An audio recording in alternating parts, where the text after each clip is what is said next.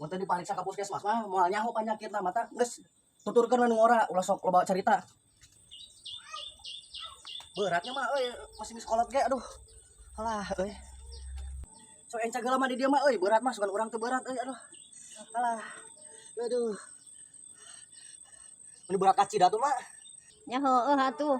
Urang mah geus kolot terek berat kumaha tuh da. Heueuh nya mak. Mak, nu sabenerna teh naon tuh anu kumaha dipika nyeri anu karasa teh ieu teh naon?